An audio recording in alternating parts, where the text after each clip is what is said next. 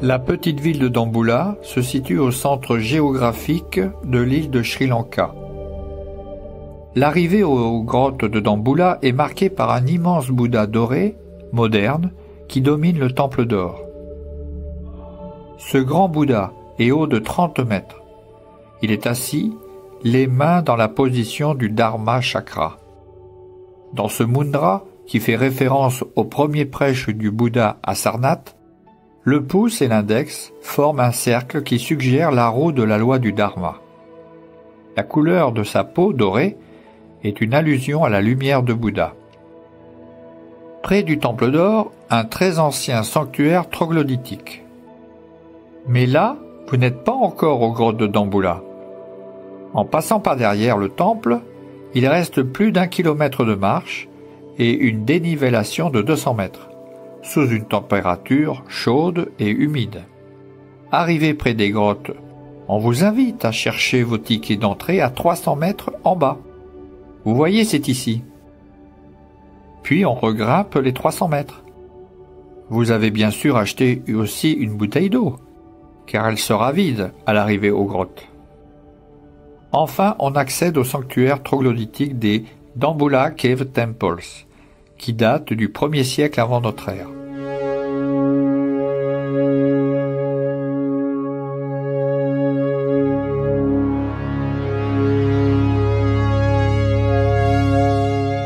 Ce site trouve son origine dans la fuite du roi Valagambhau. Détrôné de la cité d'Anuradhapura en 104 avant Jésus-Christ, par les Tamouls, il trouva refuge à Dambulla.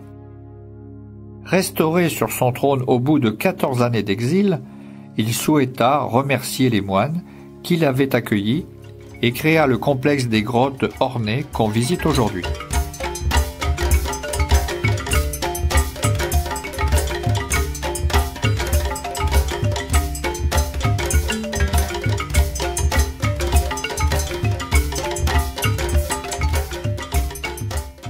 Il s'agit du plus important et le mieux préservé des complexes de grottes peintes du Sri Lanka. Entrons dans les 5 salles où une atmosphère de recueillement est palpable. La grotte numéro 4, ou le temple occidental. Voici l'endroit du premier temple et la grotte est relativement petite.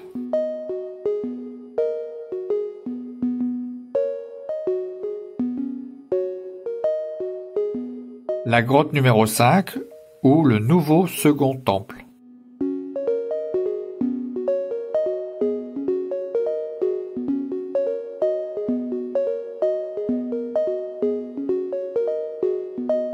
La grotte numéro 1, ou la grotte du roi divin. La grotte est étroite et sombre. On se retrouve devant un Bouddha allongé, de 14 mètres de long. Ce Bouddha en granit sculpté dans la roche date du 1er siècle avant Jésus-Christ. La grotte numéro 2. La grotte mesure 50 mètres de long sur 23 mètres de large. C'est la plus grande et la plus impressionnante.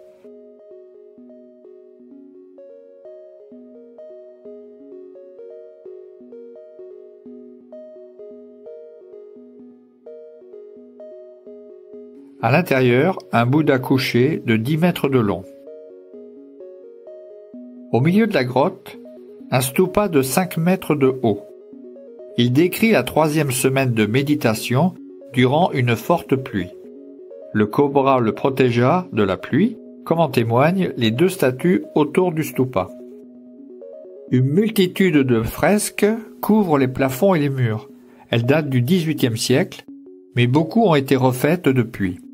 Elle raconte l'histoire du Bouddha avant et après qu'il ait atteint le nirvana.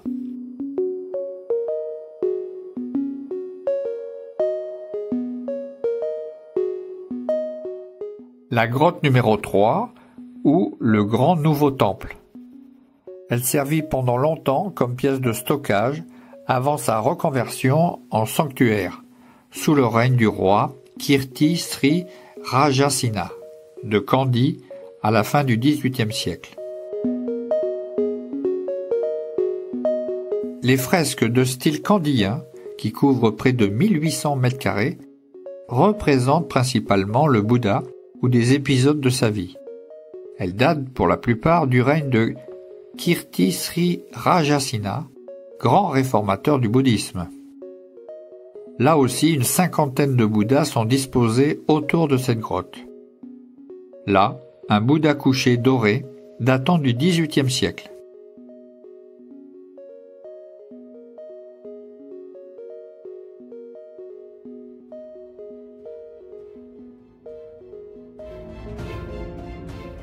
N'oublions pas que c'est toujours un haut lieu de pèlerinage au Sri Lanka. Et prenons exemple sur une pensée de Bouddha. Tout bonheur en ce monde vient de l'ouverture aux autres.